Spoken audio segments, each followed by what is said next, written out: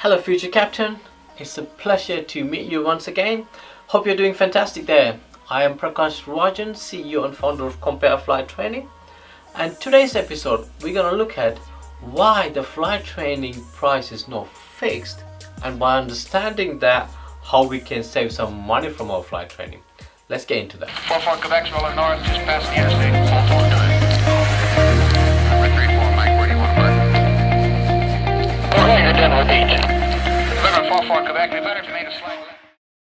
Before I start this episode, I want to put this out there. This episode not to attack flight school or flight training or be negative about them, and also not to scare you guys or demotivate you at all. Also, I know that this is not going to go down well with the relationship I had with school owners. However, I think it's very important topic that the student needs to be aware and very careful when you're choosing the flight school. I completely understand and respect that flight school is a business. It's not a charity, I get that. But that's not an excuse for a flight school to kill students' dream or destroy families' hope by false advertising and false pricing. But all the reason I have on this episode is not purely school's fault either. There are some of them are our fault, students' fault, which means we can avoid them or at least reduce them, which means we can have a successful training and save tons of money. First reason is fly more than the required hours. In most countries, to get your first license, private pilot license or PPO, you will need between 35 to 45 hours minimum. In USA it varies from 35 to 40 hours. It depends on whether you're going to the Part 61 school or Part 141 school. Don't worry too much about this Part 61 141 at this time. It's not going to affect your training too much. I will go through this topic in a different episode. In Canada and Europe it will be 45 hours, and in Australia it's 40 hours. It's the minimum requirement to gain your PPO license. But in reality, very few of them actually complete their training in this minimum requirement hours. In my last 10 years in this field, I came across very few exceptionally talented or even gifted students who completed within this 35 to 40 hours. The average is around 60 to 70. I came across students that even passed their 90 hours mark. So when you contact the school and ask them for a quote, some of them just quote you for 35 to 40 hours, which is not their fault. They're allowed to do that, and that's the minimum requirement hours to you meant to fly, so they can do that. And you end up flying, imagine you end up flying 70 to 80 hours. That's double the amount you meant to fly. So if you calculate that, each hour is about $150 to $200 with the instructor, and that means you're going to pull out about $7,000, $8,000 extra from your pocket. That's a huge amount. There are ways you can reduce these hours and save some money. I will cover that fully in my next episode, which will be released next week. I'm not saying all the flight schools do this, because 2 months ago I went to Florida to visit with a few schools, and I went to a school called Phoenix East Aviation, I think that's what they call it. When I had a meeting with them, they clearly mentioned that add 10 to 15% from the course fee to the final price. I was so impressed, and that's how it should be. You have to clearly tell the students how much they're going to spend. I guess that's the reason they've remained one of the top schools in Florida. Don't we all hate it when we buy a product from a shop and take it to the counter and they will add extra insurance and they will say this fee added and that fee added? You're like, what? That's not really mentioned there. This happens a lot in flight training. I understand they're using the technique of attracting students with cheaper price, because big percentage of us have smaller bank account but bigger dreams, and they use that against us. So some school put a cheaper price on a big display and a big fat number, and then the bottom they will say the fuel price will be added, or the price may change without any discussion, or this tax will be added, or something like that. So please read everything very carefully. Also get the full price breakdown. With my student, I go through the whole price list and just go through one by one each hours how much they're gonna spend, and for the license and medical and everything is break down into small column, and I explain everything. And if you contact directly to the school, ask them, is there any additional charges that are going to be added on? Ask them 1,000 times if you have to. Just make sure that you get the full price breakdown so you know exactly how much you're going to spend. I always tell my students budget around $2,000 extra from the course fee they initially quoted, which is fine. That's normal in aviation, in flight school.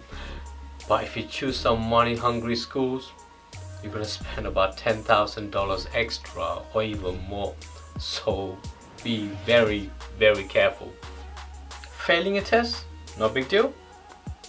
That's if you're in high school, not in flight training, buddy. It's gonna cost you. If you fail a knowledge test in American license, there's 3 of them from PPL to CPL. For each of them you would pay around $100 to $150. Depends on the school. European license, you have well over 20 exams, including 14 of them will be ATP or ground. So failing in 1 or 2 could happen, so you have to budget yourself more than what you initially planned to spend. Good school prep their students very well so they can avoid failing any exam or any knowledge test or any practical test. And I prep my students 3 to 6 months before they even start their training. So every way possibly that we can avoid spending more money. It's not just about the money as well. Failing a test can completely dent your self-confidence. We wanted to avoid that as well. Failing a knowledge test can be bearable price-wise, but if you fail a practical test with an examiner, that could cost you up to $500 to $600 each time. That's quite a lot. This is a cost easily can be avoided by a good preparation and a hard work by you. Nowadays, most of the school have their own student housing services. Some of the school do it for the students' sake, to make it easier for them, make it more convenient for students when they come from different countries, because when you come from different countries, it's difficult to find a place and pay deposit and get all the furniture and gather 2-3 more students to come and stay with you to share the cost. It's difficult. So in that case, choosing student accommodation is definitely a better choice. But some schools do it for it's another of their business stream. That's fine, that's up to them. I know some school even charging $750 in USA per month for a sharing room.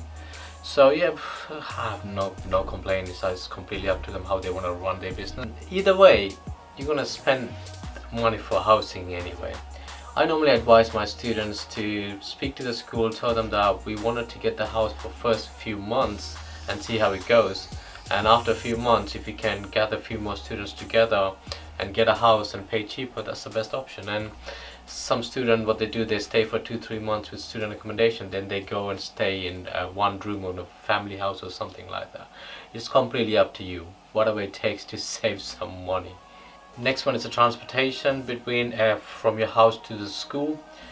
Most of the school have their little van. They take you in the morning from your house to the school. In the evening they will drop you back, and over the weekend they will do grocery shopping with you.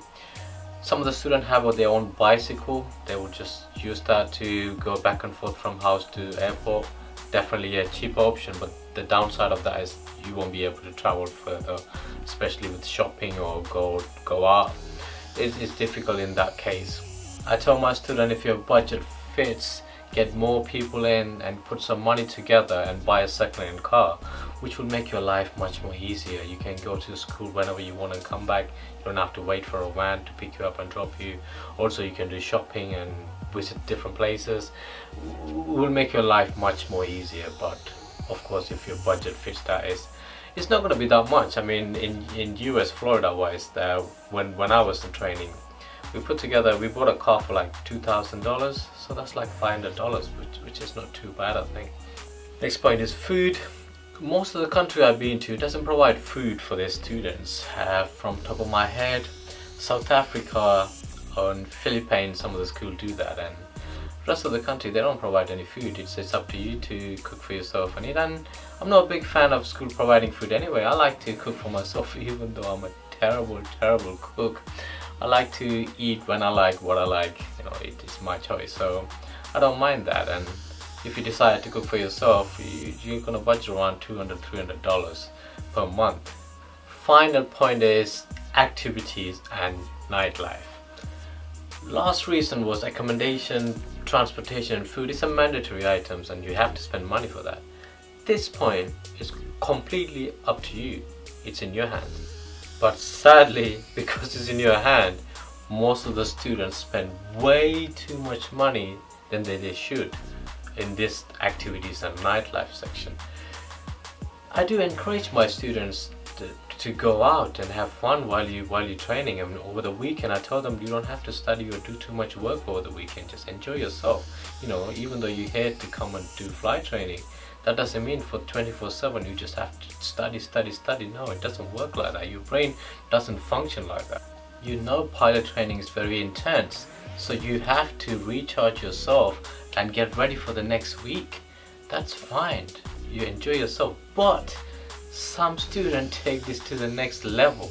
They think they just come here on a holiday and just enjoy themselves, just go partying every night or weekend, splash money. I've seen this a lot of time. This will not only affect your reason why you're here for, the motive behind why you want to become a pilot, also this is going to ruin the whole budget that what you had in your mind, unless you're super rich.